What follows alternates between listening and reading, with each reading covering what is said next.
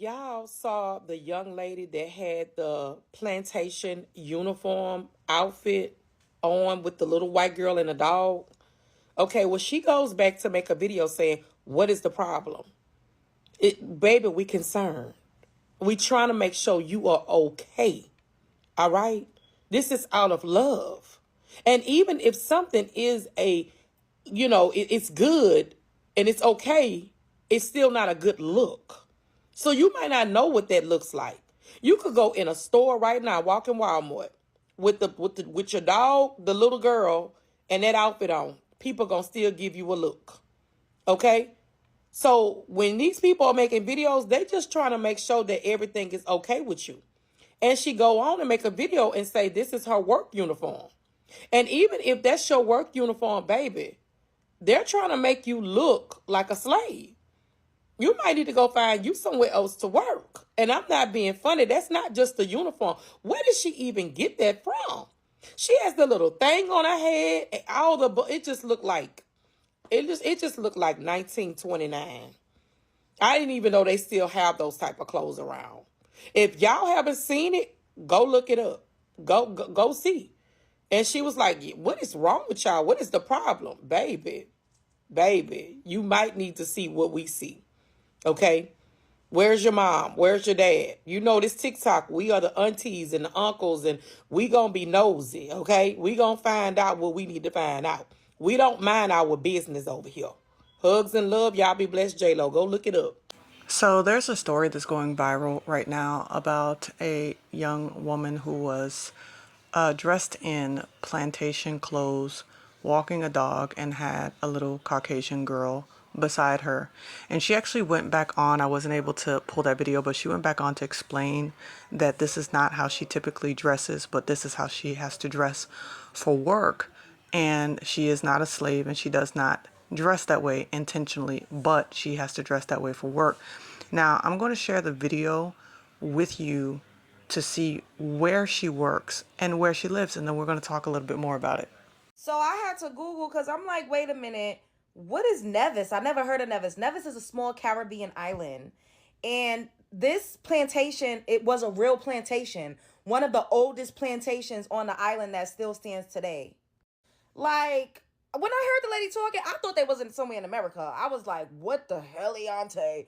Then I heard her talking, and I'm like, nah, that's a Caribbean accent. Then I had to Google because I'm like, where is it, this plantation at? And I said, of course, they doing some buffoonery fuckery over there on the island.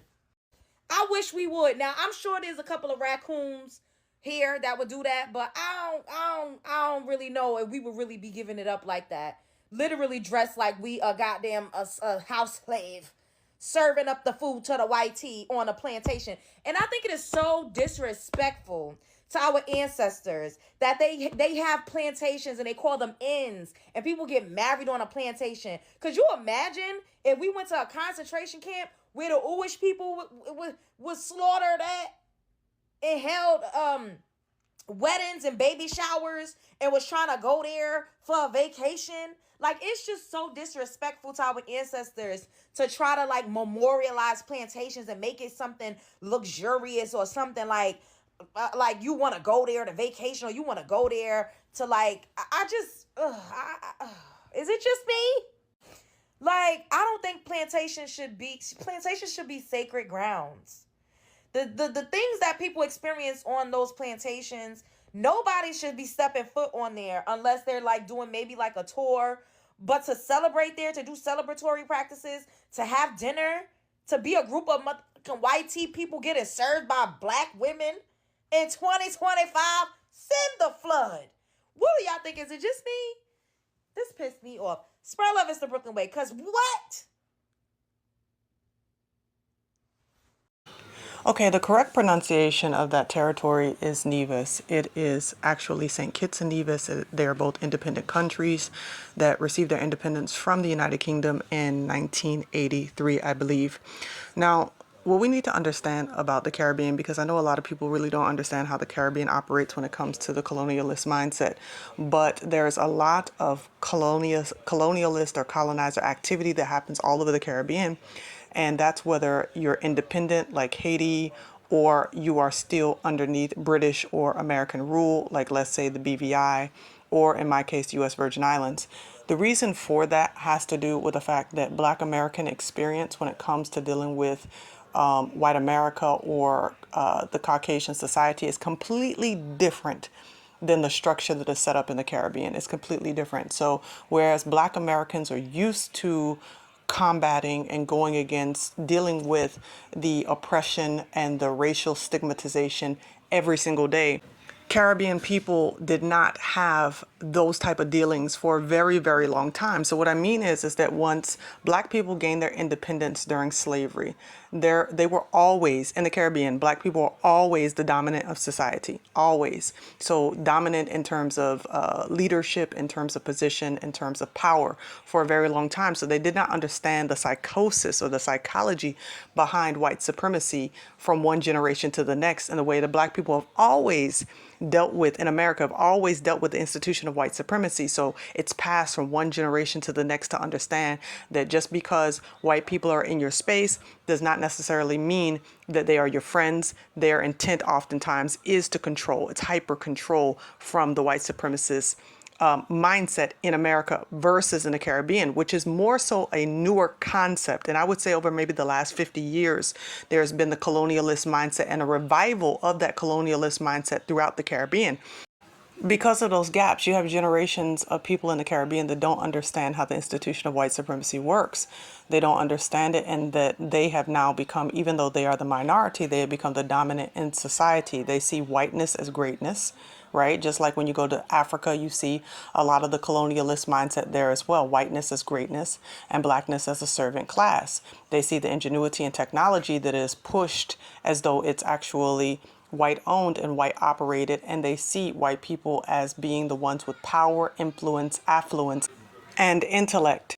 So when a Black American comes to the Caribbean, one of the first things that they observe is the different mindset when it comes to how Black Caribbeans operate with the white populace. They see it, they observe it, and they recognize it as white supremacy, but it's very difficult to translate that to people who have only seen and operated from one generation in the white supremacy, and they don't really know how to deal with it. They don't really know how to handle it.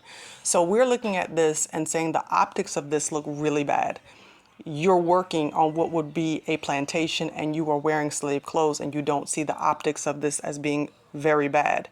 But remember, you're dealing with people who for generations have had gaps where they did not see the colonialism every single day like a Black American from one generation to the next, train their child.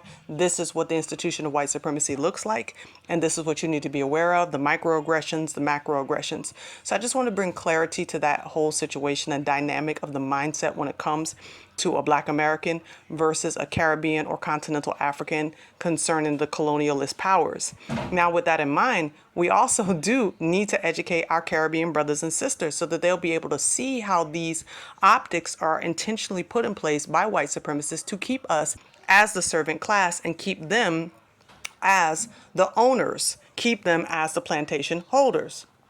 But to be honest with you, this is not actually an easy task. This is actually a difficult task, because imagine you're telling somebody that they're being mistreated. Imagine you're telling somebody that they're being taken advantage of by a class of people who they deem as greater than them, and they don't actually understand that they do deem them as greater than them because it's on a subconscious level through the things that they've been able to see via social media, the media in itself, Hollywood, music, power structures, governmental structures, all of those things. That's what they're seeing. So you're telling them, hey, listen, you're being taken advantage on your territory by this said group of people. They're not going to want to receive that. They're going to draw defense, and they're going to actually have the Stockholm syndrome type of mindset where they're like, hey, listen, you can't tell me that I'm being oppressed by this person over here. I'm being employed, and this is my job. So what I would say when it comes to how Black Americans should approach the Caribbean or the continental African mindset is one with grace, understanding.